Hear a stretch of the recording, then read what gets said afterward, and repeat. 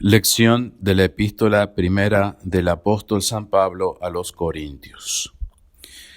Hermanos, yo aprendí del Señor lo que yo os tengo enseñado, y es que el Señor Jesús, la noche misma en que había de ser traidoramente entregado, tomó el pan y dando gracias lo partió y dijo: Tomad y comed, este es mi cuerpo, que por vosotros será entregado. Haced esto en memoria mía.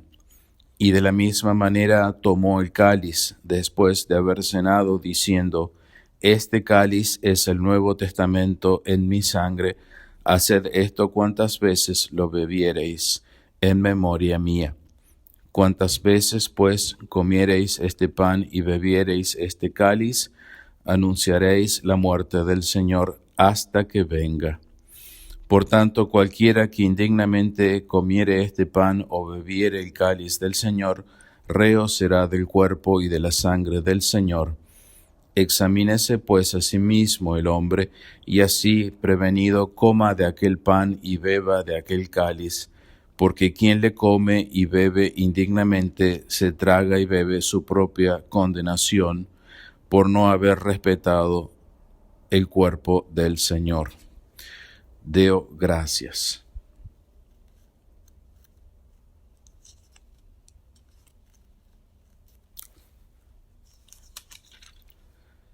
Continuación del Santo Evangelio según San Juan. Gloria tibi, Domine. En aquel tiempo dijo Jesús a las turbas de los judíos: Mi carne verdaderamente es comida y mi sangre es verdaderamente bebida. Quien come mi carne y bebe mi sangre, en mí mora y yo en él. Así como el Padre que me envió vive y yo vivo por el Padre, así también el que me come vivirá por mí.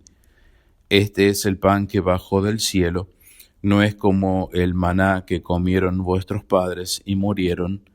Quien come de este pan vivirá eternamente. Laus tibi Christe.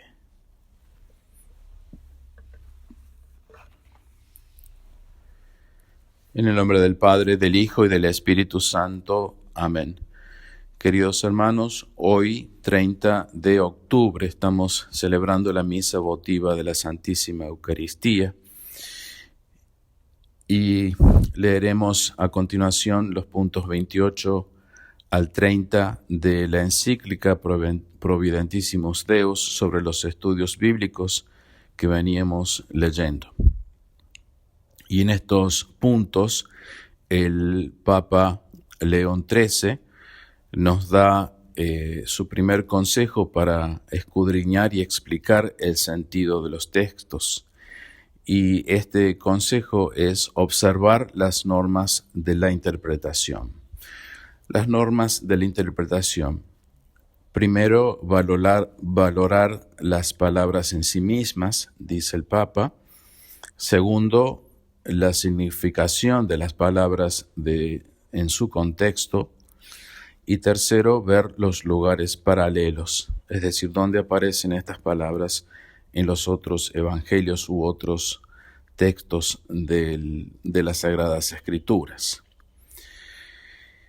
De aquí, dice el Papa, una vez hecho este trabajo, se pasará con seguridad al uso de la Sagrada Escritura en materia teológica.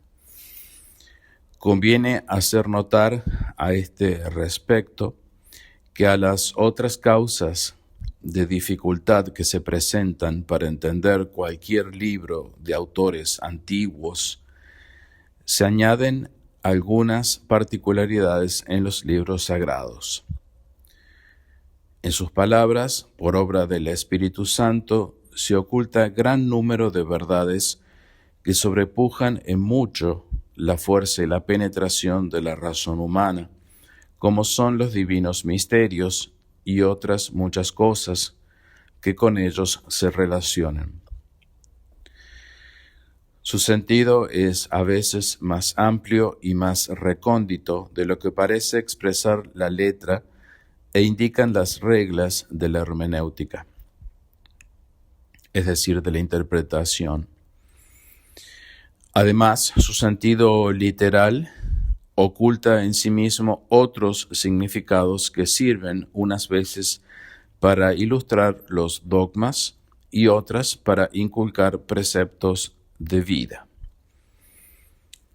Por lo cual, no puede negarse que los libros sagrados se hallan envueltos en cierta oscuridad religiosa, dice San Jerónimo, de manera que nadie puede sin guía penetrar en ellos.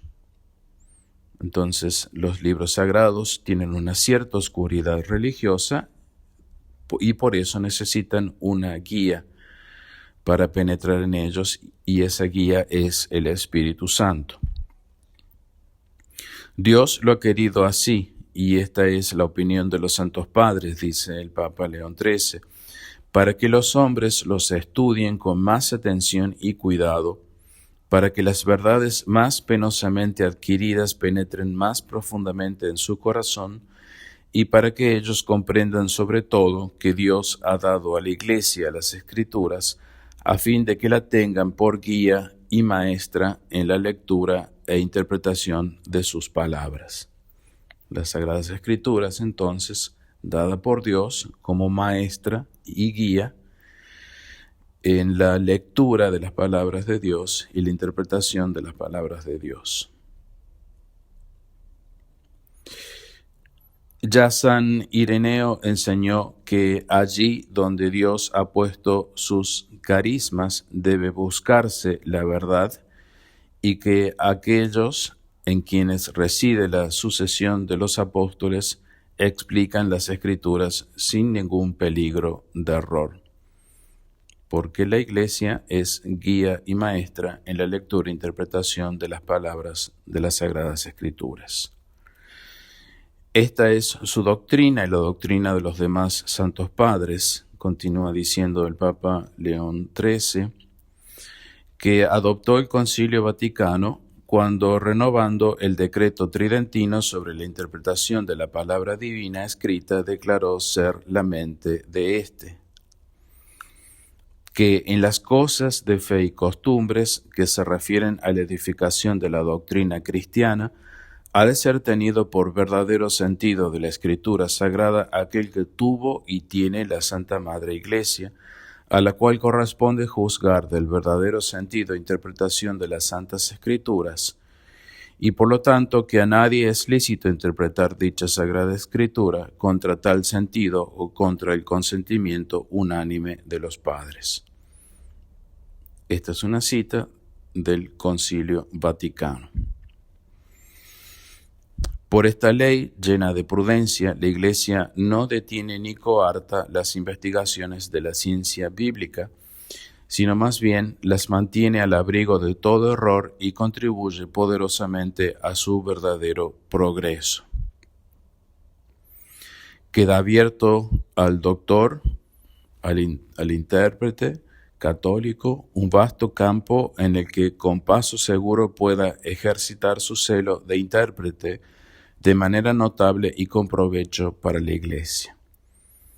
Queda abierto, repito las palabras de León XIII, al intérprete de hoy un vasto campo en que con paso seguro pueda ejercitar su celo de intérprete de manera notable y con provecho para la Iglesia, siempre y cuando se atenga a las reglas de interpretación dadas por la Iglesia. Porque en aquellos pasajes de la Sagrada Escritura que todavía esperan una explicación cierta y bien definida, como los hay, puede acontecer por benévolo designio de la providencia de Dios que con este estudio preparatorio llegue a madurar. Y en los puntos ya definidos, el doctor privado puede también desempeñar un papel útil si los explica con más claridad a la muchedumbre de los fieles o más científicamente a los doctos, o si los defiende con energía contra los adversarios de la fe. El intérprete católico debe, pues, mirar como un deber importantísimo y sagrado explicar en el sentido declarado los textos de la Escritura, cuya significación haya sido declarada auténticamente, sea por los autores sagrados, a quienes les ha guiado la inspiración del Espíritu Santo, como sucede en muchos pasajes del Nuevo Testamento, sea por la Iglesia asistida también por el mismo Espíritu Santo, en juicio solemne o por su magisterio universal y ordinario, y llevar al convencimiento de que esta interpretación es la única que, conforme a las leyes de una sana hermenéutica, puede aceptarse. En los demás puntos deberá seguir la analogía de la fe y tomar como norma suprema la doctrina católica tal como está decidida por la autoridad de la Iglesia. Porque siendo el mismo Dios el autor de los libros santos y de la doctrina que la Iglesia tiene en depósito, no puede suceder que proceda de una legítima interpretación de aquellos un sentido que discrepe en alguna manera de ésta, de donde resulta que se debe rechazar como insensata y falsa toda explicación que ponga a los autores sagrados en contradicción entre sí o que sea opuesta a la enseñanza de la Iglesia. ¿Cuál no debe ser la santidad de nuestra conducta y piedad para esperar y apresurar la parucía del día del Señor? En adelante me está reservada la corona de justicia que me dará el Señor, el justo juez, en aquel día, y no solo a mí, sino a todos los que hayan amado su venida. En el nombre del Padre, del Hijo y del Espíritu Santo. Amén. Santa María, ruega por nosotros.